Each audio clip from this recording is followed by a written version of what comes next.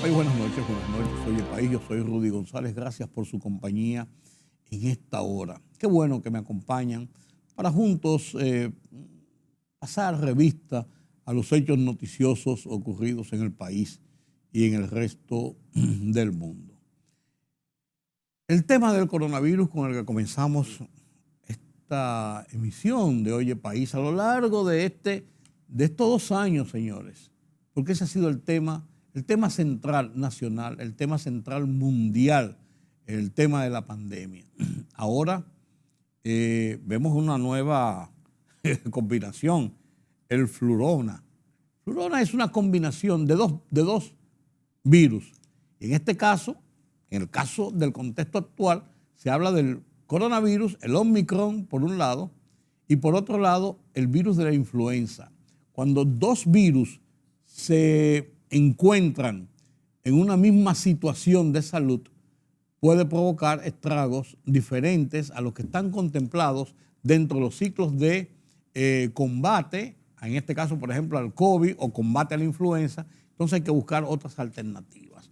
No necesariamente es mortal, pero puede ser de mayor complicación y de más difícil recuperación. Ya tenemos flurona en República Dominicana. Hemos aprendido tantos nombres a lo largo de esta pandemia, de estos 2 años, que ya uno se olvida de los nombres de la variante, beta, delta, ha habido muchísimas, y terminamos ahora con el Omicron. Y ya anda por ahí otra que anda zumbando, dijeron en Chipre que encontraron una nueva, y así andan las cosas en el mundo.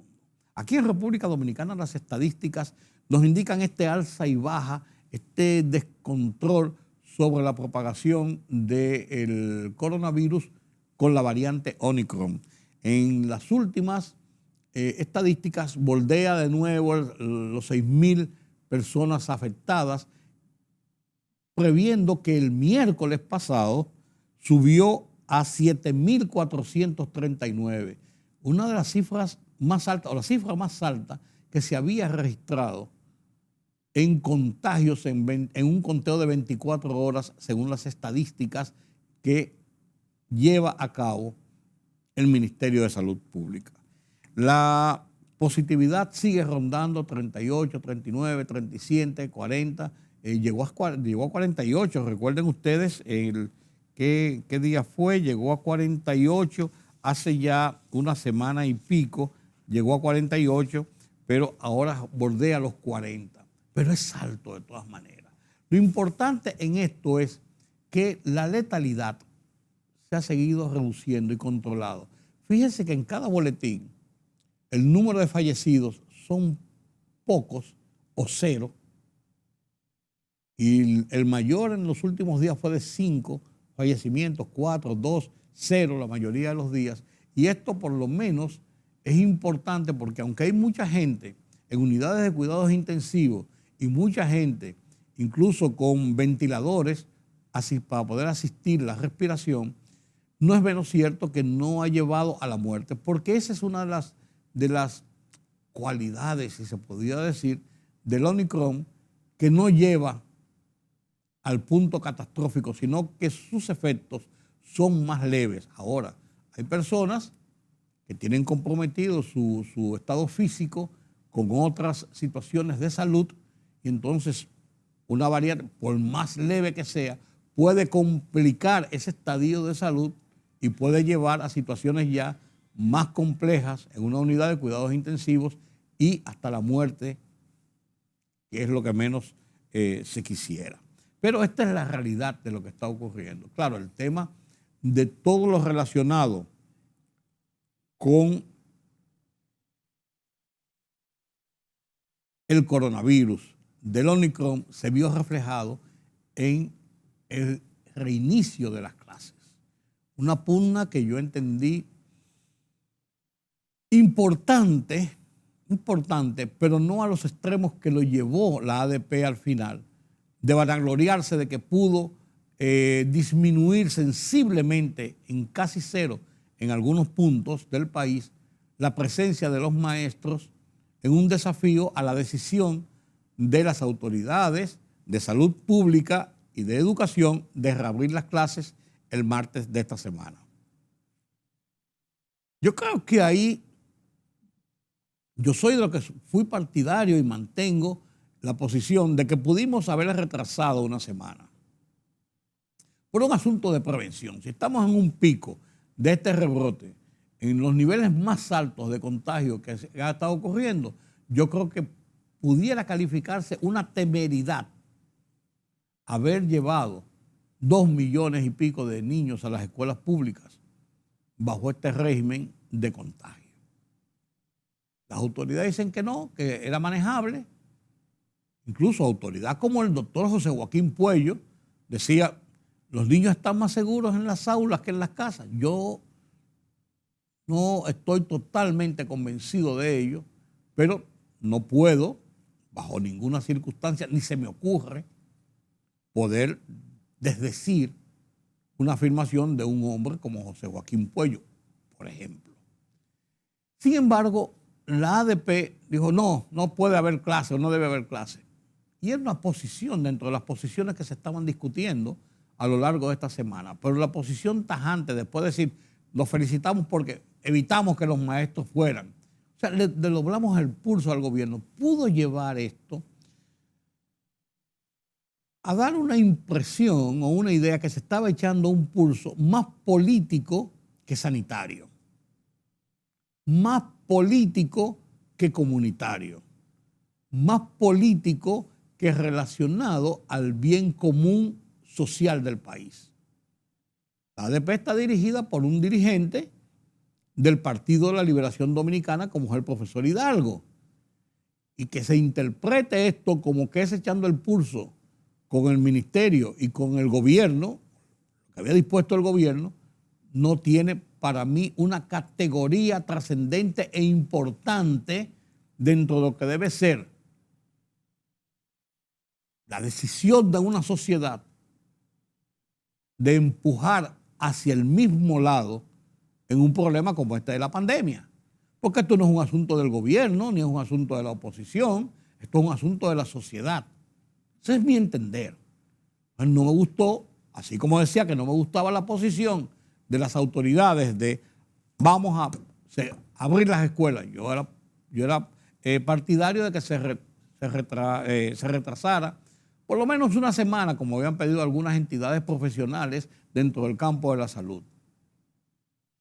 Pero no tampoco venir la gente de la ADP que se opusieron, el colegio médico lo favorecía, la ADP lo desfavorecía. Decir, nosotros le tumbamos el pulso al gobierno porque logramos que los maestros no fueran. No creo que esto debe convertirse en una rebatiña de esta naturaleza.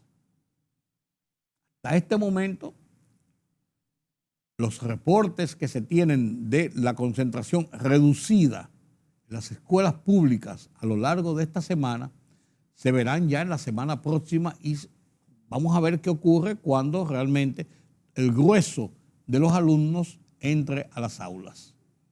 Colegios privados han manejado la cosa más de una forma independiente que de núcleo, como pasó con el caso de la escuela pública, que lo decide el Ministerio de Educación, y la ADP, que aportan los educadores, que es el gremio de los educadores. En los colegios, la Asociación de Colegios era partidaria de que se abriera, pero cada miembro estaba autorizado, incluso la misma decisión de educación decía que era una forma voluntaria asistir los alumnos a la clase, que si los padres entendían que no debían enviarlo, no lo enviaran. En eso se cuidó por lo menos la autoridad.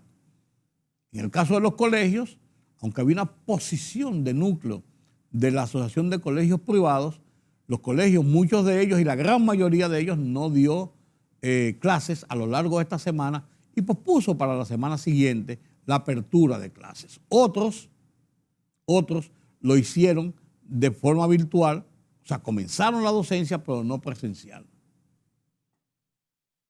Las dos cosas han ocurrido. Las universidades, ya ustedes vieron, decidieron con la autoridad pública, en este caso el MESIT, que es el Ministerio de Educación Superior, tomaron la decisión de que fuera en una forma híbrida y de acuerdo a lo que decidiera cada universidad de forma independiente. Porque las universidades, con excepción de la UAS, son entes privados que se rigen bajo un marco de control del MESIT para una serie de acciones, pero que tienen categorización de decisión propia en situaciones como esta. La mayoría optó por las clases híbridas. En esta semana, clases virtuales únicamente. En la semana próxima, tras una evaluación, hacer clases virtuales y dar laboratorios, talleres, lo que sea necesario que sea presencial, entonces presencial. Y dividirlos por secciones y por grupos para evitar la aglomeración de los estudiantes en los centros universitarios. Y esto es interesante y es importante porque el tema de la pandemia no termina y habrá que tomar muchas decisiones más adelante de esta y de otro tipo, de este y de otro género. No cabe duda. El presidente lo advirtió en su conversatorio con el programa Hoy Mismo, de aquí de Colorvisión, advirtió: no podemos seguir subsidiando los aumentos en los precios de los combustibles a propósito de los incrementos y la inestabilidad de precios del petróleo en los mercados internacionales. Y eso se refleja en esta misma semana. El petróleo subió a 80 y tanto %. Bueno, lo voy a conversar más adelante con Carlos Cuello, los detalles de esto, pero subió y subió bastante.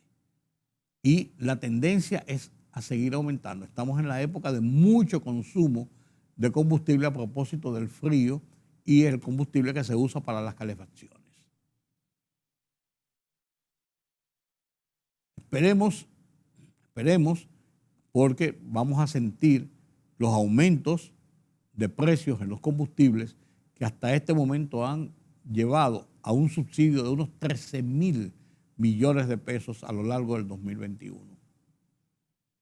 La semana pasada hubo un escalamiento en los precios de los combustibles y es de esperar que esto va a continuar por los próximos días. Esta semana, en mi columna Oye País, en el Listín Diario, lo dediqué a lo que está pasando en el Congreso Nacional, lo que ha pasado en el Congreso Nacional a propósito de la discusión y sanción del Código Penal.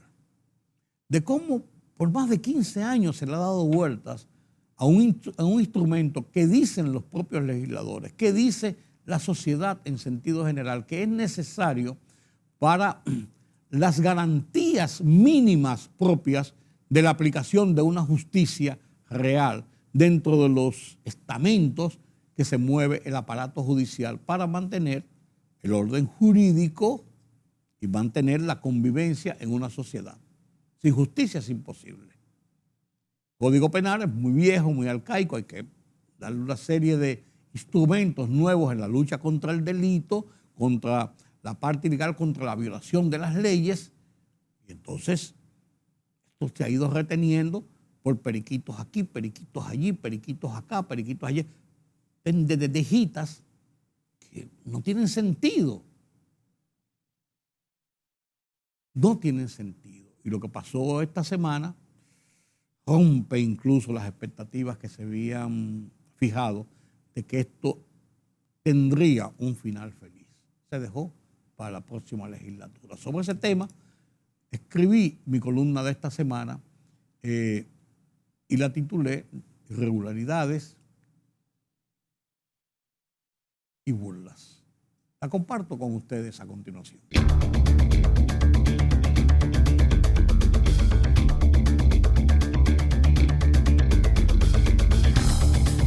No hay forma de explicar a la sociedad que los legisladores nacionales, la dirigencia y el poder político, los poderes fácticos, hayan sido tan impúdicamente incapaces de votar un proyecto tendente por demás a modernizar, actualizar, hacer realista un código penal que garantice un ejercicio más ajustado a una buena administración de justicia. una iniciativa que lleva unos 20 años dando vueltas en los hemiciclos, que aunque todos dicen es necesario, imperioso, hacen lo posible y hasta lo imposible para que no se materialice, con trabas y periquitos puntos suspensivos que se colocan cada vez en su camino. Y uso la palabra incapacidad porque no hay otra forma decente de calificarlo. Las tres causales fueron la justificación clandestina de presidentes y partidos por temor a la crítica de unos u otros sectores de la sociedad en pugna por la norma propuesta. A esto se sumaron periquitos como las garantías de derechos de homosexuales y lesbianas, el maltrato infantil, un rosario de enmiendas y adendums de último minuto, de parte de la Procuraduría y de organizaciones de presión como Finjus, así como agresivas presiones de influyentes comunicadores y medios favorables principalmente con la despenalización del aborto. Este penoso espectáculo de irresponsabilidad colectiva es una brutal burla al cumplimiento del deber que los legisladores y otros funcionarios juraron cumplir y hacer cumplir. Este desparpajo nos muestra por qué no debemos escandalizarnos por nada. Y digo nada, de lo que sale de las cámaras legislativas y o de los políticos y de los partidos que las representan, haciendo galas de aquel refrán de que na es na y to es to.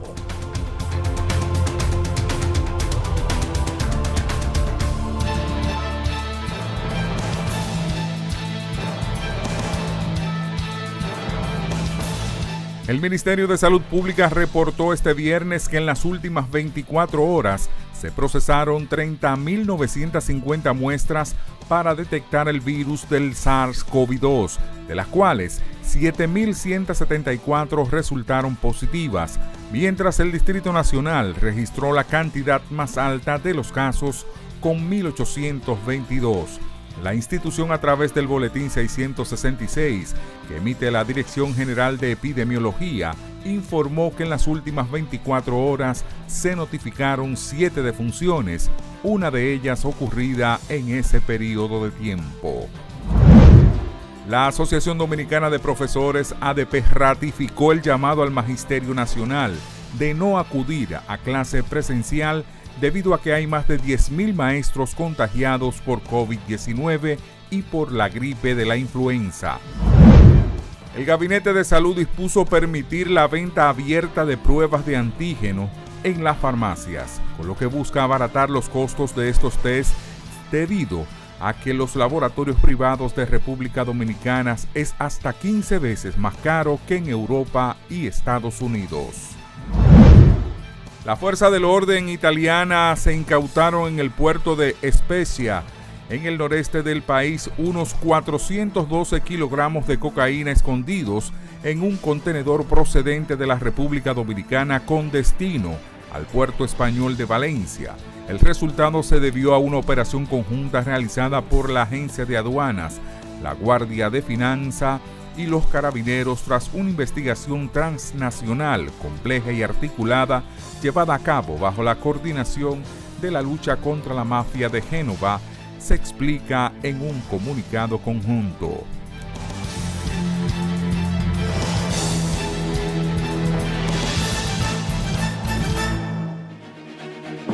El rumbo de la tarde, plural, objetivo, democrático, la verdad siempre.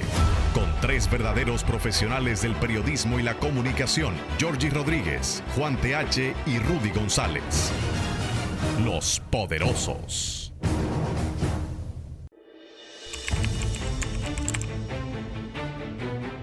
Periodismo de investigación, columnas, opinión, análisis, reportajes de fondo. Hora por hora, una completa plataforma multimedia. Periodismo con valor. Noticias horaporhora.com.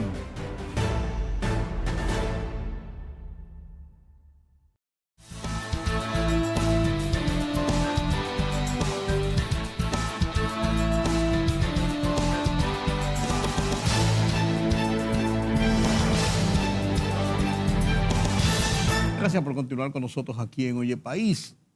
La economía. Comenzamos el año y yo les decía la semana pasada, al principio de esta semana, que el año es un día después del otro, una semana después de la otra. Sin embargo, para los proyectos, para los desarrollos de programas, se enmarcan en años calendarios en República Dominicana, en otros lugares, de otras fechas a otra fecha, como en Estados Unidos, que comienza a aplicarse los años fiscales en septiembre, aquí en República Dominicana, 1 de enero.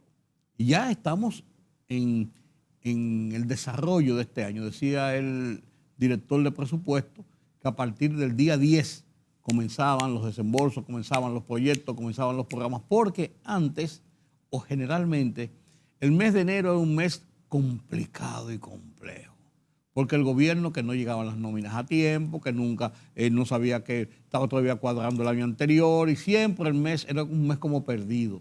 Ahora parece que es un mes ganado, pero yo creo que el mejor ejercicio, ya que lo hicimos a finales del año pasado, de qué fue el 2021, pero ya con el mes de diciembre cerrado, el mes se puede completar y cuáles son las perspectivas del 2022. En la economía, Carlos Cuello, nuestro analista de economía aquí en Oye País, está con nosotros esta noche como cada semana y nos puede dar una visión más amplia de ese 2021 ya que finalizó, 2022 que comienza. Buenas noches, Carlos. Buenas noches, don Rudy. Si Dios nos lo permite, ojalá esperamos estar aquí a lo largo de este año 2022. Feliz año oficialmente desde Oye País, como debe ser. Es correcto, iniciamos la sección económica a partir de hoy.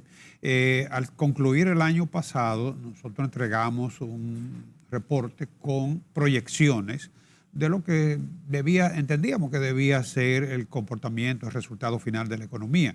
Ya en esta ocasión tenemos aquí datos preliminares que nos ofrece... Pero más completos. Exacto, bueno, son datos preliminares que nos ofrece el Banco Central, por ejemplo, el Banco Mundial, con su reporte informe sobre la economía mundial, y la CEPAL, que en esta ocasión difirió la entrega de su informe preliminar. Tradicionalmente lo hacían en la primera quincena, segunda quincena, mejor dicho, del mes de diciembre, pero en esta ocasión lo están entregando en el mes de enero, lo entregaron precisamente en el transcurso de esta semana en México, ¿no? Con datos que se entiende que tienen un alcance mayor. ¿Qué plantea?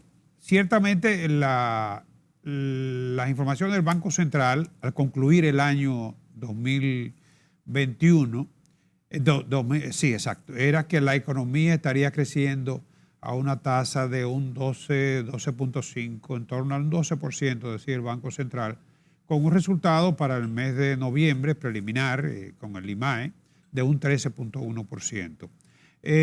Posteriormente, el Banco Mundial le consigna a la economía dominicana un 10.8% y la CEPAL más recientemente un 10.4%. En todos los casos, digamos que un crecimiento de 2 dígitos.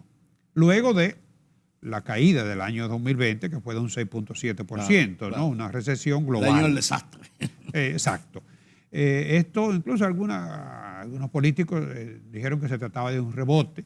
Sin embargo, el Banco Central hace la medición con el año anterior, 2019, y aún así el crecimiento sería de un 4%. Esto supone que la economía dominicana estaría recuperándose, un año de recuperación para la economía global, ¿no?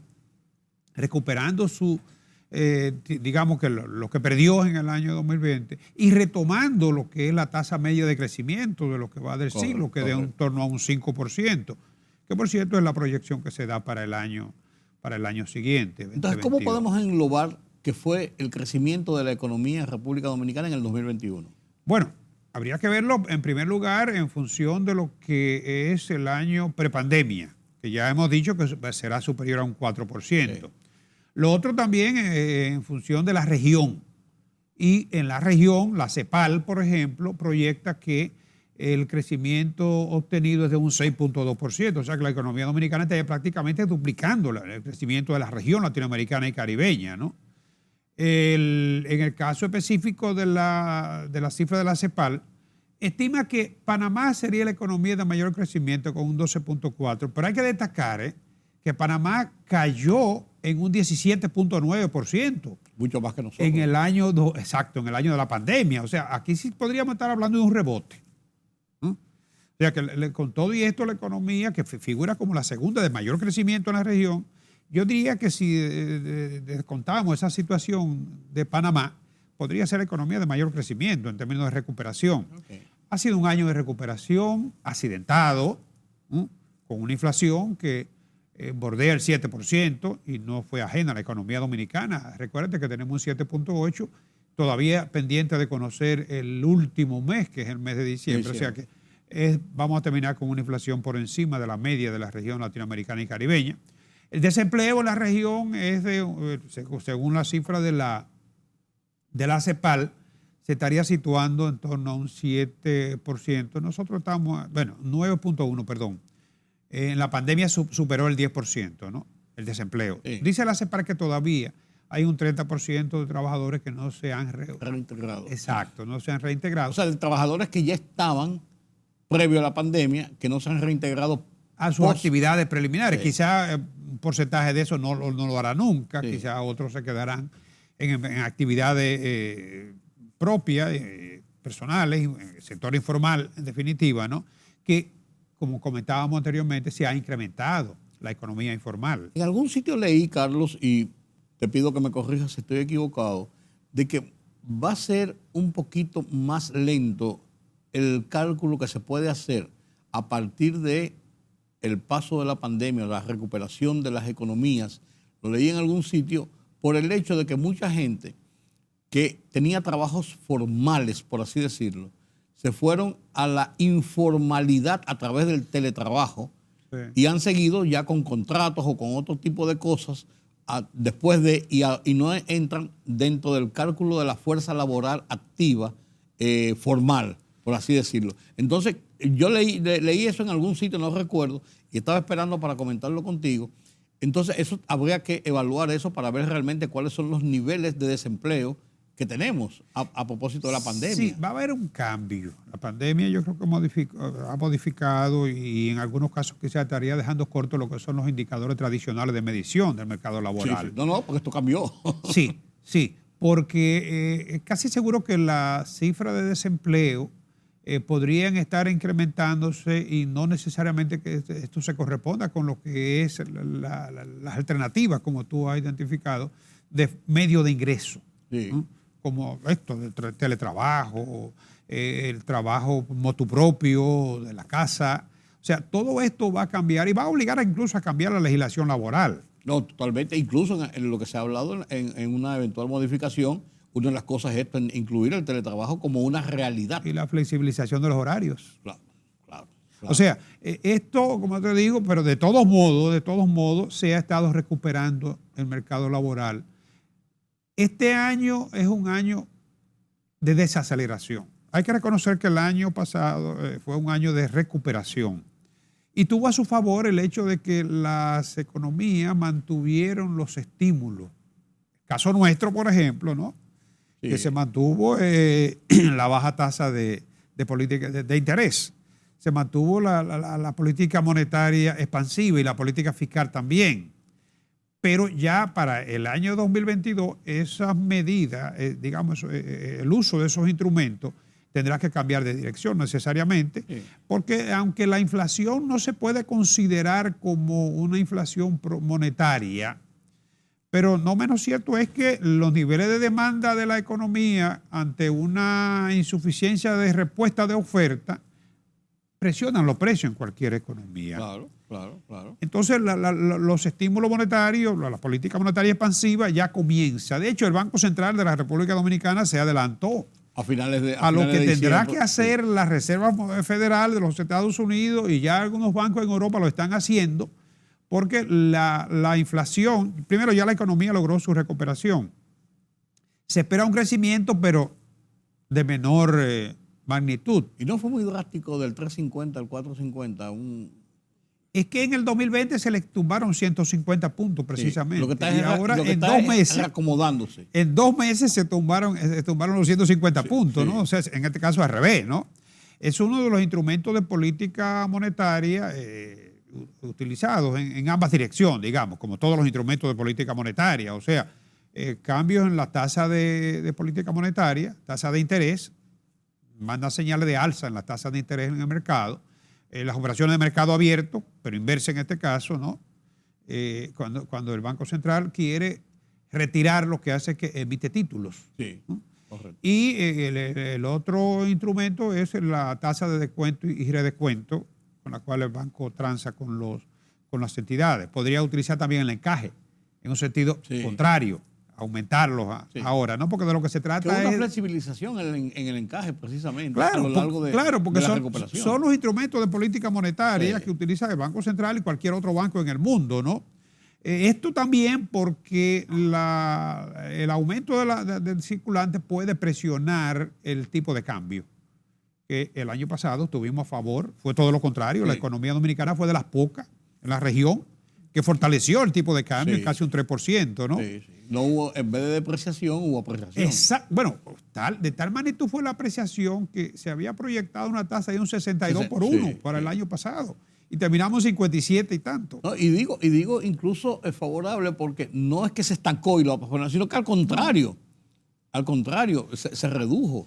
Fíjate, lo que pasa Yo creo que la única vez en la historia dominicana que se ha reducido. No, hemos tenido, recuérdate en el año 2004, cuando el presidente Fernández asumió. Por eso fue por una situación coyuntural. Una caída, hubo que salir a evitar. Por eso fue una situación coyuntural, por una situación de hecho. O sea. Sí, pero de todo modo, ahora la política monetaria va en otra dirección para garantizar lo que es la estabilidad macroeconómica. Tendrá necesariamente que desmonetizar, retirar una mayor proporción de ese circulante, porque las presiones cambiarias van a comenzar. No, claro. Es que, tú lo habías dicho en uno de los comentarios tuyos el año pasado. Tú habías comentado precisamente eso, que teníamos que estar preparados para comenzar como una suerte de ajuste o de realidad a los impulsores del mercado. ¿Por qué el país logró esa fortaleza, digamos, el año pasado en materia cambiaria? Es que, mira, hubo buena respuesta de las remesas. Podemos comentarla más adelante, ¿no? Estaría reportando más de 10.400 millones de dólares. Sí. Hubo buena respuesta de las exportaciones, que sobrepasaron los 11.000 millones de dólares, sobre todo el sector zona franca, con más del 60% de esas exportaciones. Hubo buena respuesta también del turismo. En la recuperación del turismo. Sí, se estima que van a ser como unos 5.000 millones todavía, con un 30% por debajo de lo que es su actividad, ¿no? O también otro factor, pienso yo. No sé, y la inversión extranjera, antes que se me olvide, también. Eso te iba a decir, sobrepasando los 3.000 millones de dólares. Mientras había inversión extranjera, también hubo una desaceleró las importaciones, en cierto modo, porque el comercio bajó un poco la presión en la demanda, pienso yo. Sí, sin embargo, no tuvimos escasez. No, escasez nunca tuvimos, ni en el momento peor de la pandemia incluso. Y aunque hubo incremento en los precios, pero se podrían atribuir más bien a factores externos o propios de la recuperación misma. Fíjate que Estados Unidos, que es una de las economías que más estable, no tiene problemas cambiarios, por supuesto, ¿no? Sí. Como nosotros, pero Estados Unidos en promedio la inflación es de un 2%. Pero estaba ahora un 6%. 7 va a terminar. Bueno. La más alta desde 1982. Ahí lo vi. Europa, promedio un 5%. Sí. Que Europa tampoco se caracteriza por niveles de inflación significativo, ¿no? Entonces es una situación, como te digo, la inflación es un fenómeno global. Sí. Y va de la mano con la recuperación de la economía y la política económica que fueron implementadas para el rescate, primero para enfrentar la recesión y luego para la recuperación de la economía. Agrégale a eso también algunos componentes de costo, como los fletes, por ejemplo, que se vieron muy todavía. Se espera que para mediados de este año probablemente se esté ya normalizando la economía. Pero aún así se espera que la economía dominicana va a crecer un 5% para este año, como te decía. Más del doble de la región, que se estima que la desaceleración va a ser muy fuerte, de un 2%. Algunos países incluso en la región, cuando la CEPAL habla aquí de una inflación de un 7.2, excluyendo Argentina y a Venezuela, Venezuela y Haití son los únicos dos países que van a tener un crecimiento negativo, pero más moderado, ¿no? Sí. Para este año. No, lo de Venezuela es emblemático. Cuando tú lo pones para establecer los promedios, se te caen los Se promedios. estima que en el 22 comenzará a crecer entre un 2 y un 3%. Mira, Carlos, ¿cuáles fueron los principales motores, impulsores del crecimiento dominicano? ¿Siguen siendo las telecomunicaciones, la construcción? Mira, ¿Cuáles fueron realmente? si lo buscamos por el enfoque del gasto, el consumo y la inversión son los principales impulsores del crecimiento de la economía, el manejo de la política económica, que hay que reconocerlo, que fue en la dirección que lo demandaban las circunstancias. El crecimiento de las exportaciones, que ya mencionábamos, de la zona franca, la remesa y el acceso al financiamiento que nunca le faltó a la República Dominicana. Otros querían encontrar los recursos financieros y no calificaban para que los mercados financieros... Nosotros tuvimos siempre abiertos los mercados. Siempre abiertos. Y con sobreofertas incluso. Claro, claro.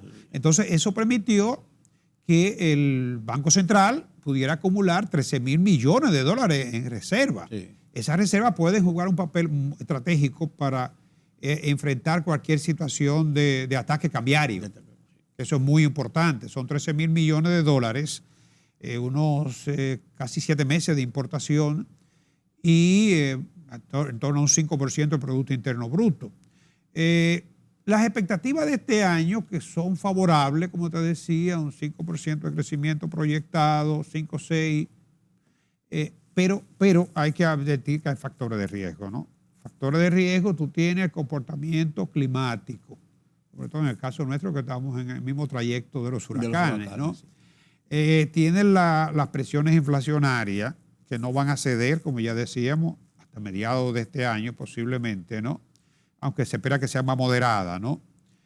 Tiene también el deterioro de los tipos de cambio, que aunque República Dominicana es la excepción, pero gravita sobre las economías de la región, y los precios del petróleo que están registrando en esta semana niveles de casi $85 el barril. Con la advertencia ya del presidente de la República en una entrevista esta semana en el programa Hoy Mismo de este mismo canal, donde planteó el presidente que ya es insostenible seguir el subsidio generalizado. 13,000 millones de pesos. Exacto. Entonces, imagínate, ya se está registrando $85 prácticamente esta semana. Se espera que estos son... altas y bajas. Exacto, propia de la volatilidad del mercado. Pero que uno no sabe cuándo van a ser las bajas o cuáles van a ser las altas. Cuándo van a ser las altas. Exacto. Entonces, el otro factor de riesgo es la alza de las tasas de interés, tanto local como extranjera, que pueden encarecer el costo de la deuda. Y también el alza de tasa implica restricción en los financiamientos. Claro. Bueno, yo te diría hasta un imponderable, pienso yo, que nos veamos nosotros como países subdesarrollados y dependientes de las grandes economías, atrapados quizás, si se produjera nuevas presiones en esa guerra económica, por ejemplo, China, Estados Unidos. Claro. Entonces, si nos vemos atrapados de nuevo en eso, sufrimos de todas maneras. Y no se descarta todavía un posible rebrote o aparición de una nueva... No hemos superado todavía. No hemos mencionado lo principal que ha sido este desastre. Ahora mismo, de hecho, está impactando la producción, el ausentismo laboral por el problema de esta variante que, como tú comentabas, es menos letal, pero es más contagiosa. ¿No? Y eso provoca el ausentismo laboral. Y hay otra variable aquí, que es la cohesión social, derivada justamente del proceso de incremento de las desigualdades que nos está alegando la pandemia. Sí. Mayor desempleo y la gente está desesperada y quiere cambios políticos rápidos y radicales. Y eso no garantiza que va a que la economía pueda funcionar de la manera más eficiente. Eso hay que ponerle mucho el ojo. En la región, de hecho, estamos viendo unos cambios con tendencia que no son las más favorables para garantizar el mejor aprovechamiento de los recursos. Estamos pensando más en la distribución y nos olvidamos que para poder distribuir tenemos que producir, generar riqueza. Lógico. Fíjate que hubo una reunión con representantes del gobierno norteamericano de Costa Rica, Panamá y República Dominicana. Sí. Son las tres economías que tienen mayores niveles de estabilidad política, económica y social en estos momentos. Así es. Y déjame decirte que esas tres economías, según vi ahí que decía el canciller, esas tres economías juntas, con menos de 30 millones de habitantes, ¿no? Se representan el tercer socio comercial más importante de la región latinoamericana y caribeña, superada únicamente por dos gigantes como Brasil y México. Y están actuando esas tres naciones en una forma coordinada para una serie de situaciones, incluyendo lo del desarrollo y consistencia económica. Es correcto. Sí. Carlos, y yo me atrevería a decir simplemente algo que se me ocurre a mí.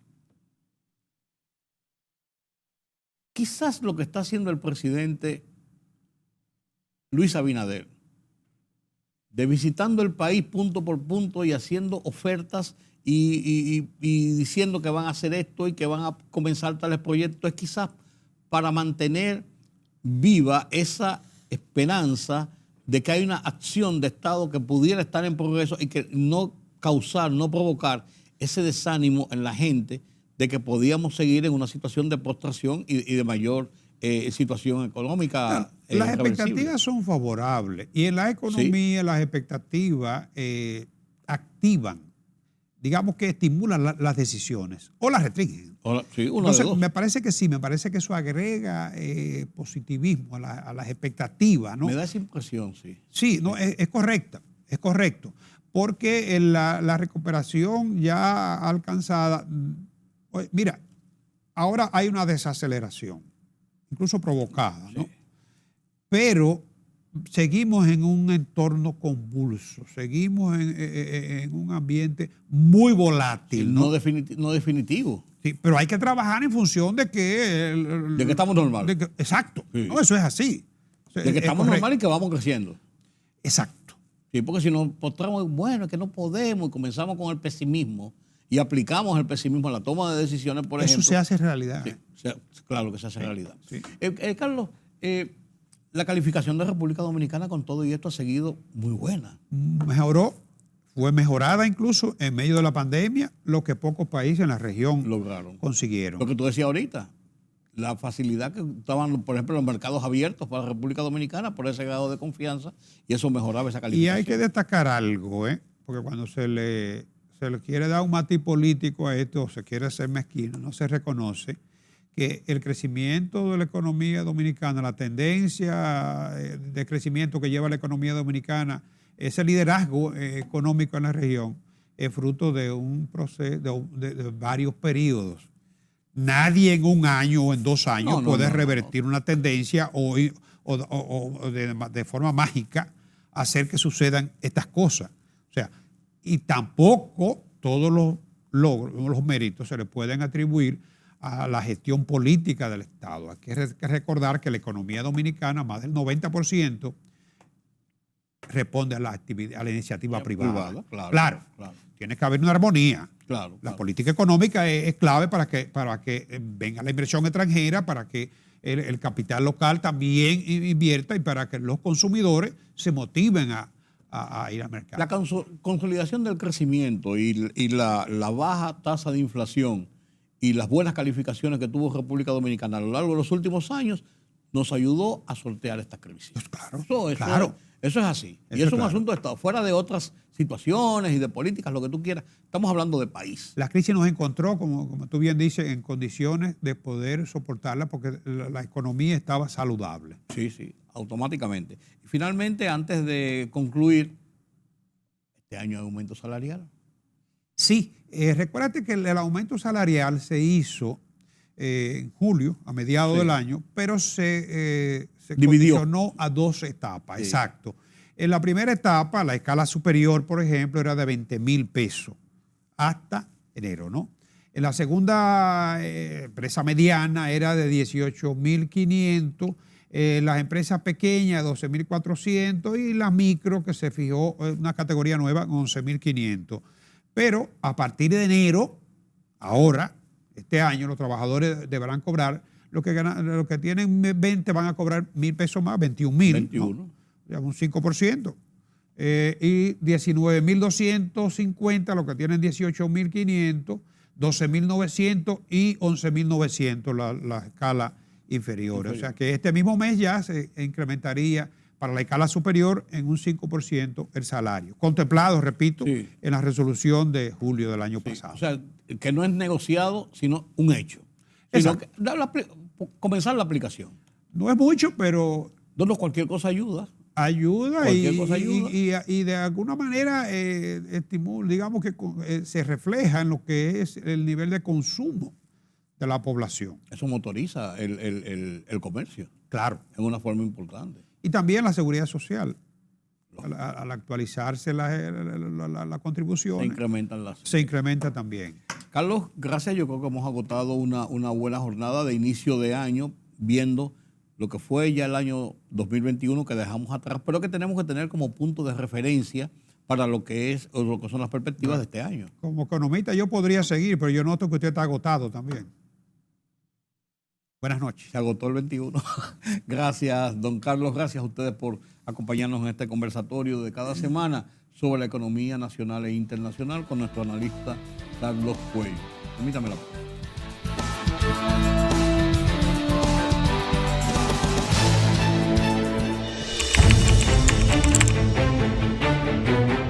Periodismo de investigación, columnas, opinión, análisis, reportajes de fondo.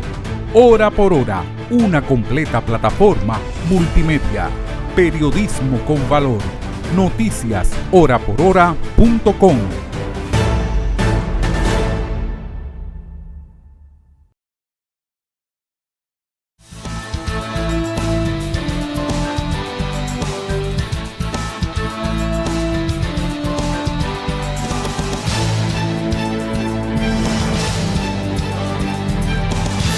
Tensiones en Europa con el tema de Ucrania, Rusia y la OTAN siguen siendo un motivo de tensiones y fracasaron las primeras conversaciones entre la OTAN y el gobierno ruso para manejar la situación de las fronteras y manejar todas estas particularidades que Rusia reclama sobre Ucrania, que Ucrania se apoya ahora en la OTAN y que provoca una suerte de apuestas y tensiones entre la parte de Europa aliada a los Estados Unidos y a Occidente y la parte entonces de Rusia frente a sus alegatos de posición, de territorio en el caso de Ucrania. Este tema ha sido un tema central a lo largo de esta semana y lógicamente es un tema que va a continuar hasta que hayan o acuerdos o cualquier tipo de decisión que baje estas tensiones. Con este tema y otros temas, Pedro Vargas nos presenta las internacionales desde la redacción central de Oye País.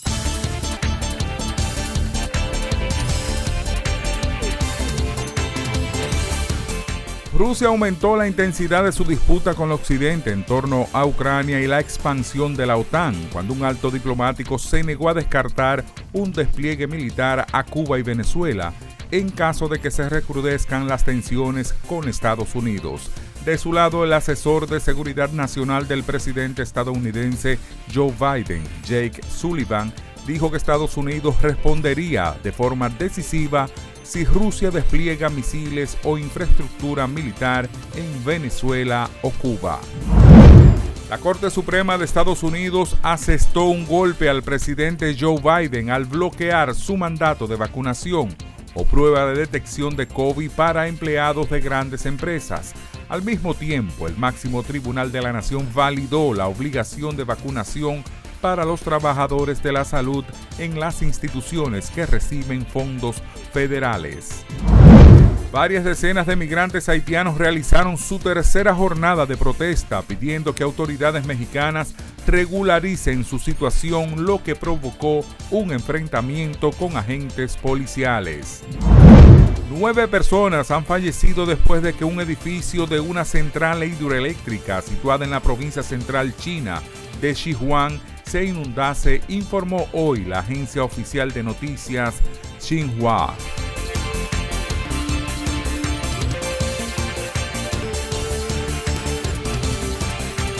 Gracias por su compañía a lo largo de esta semana y de esta noche.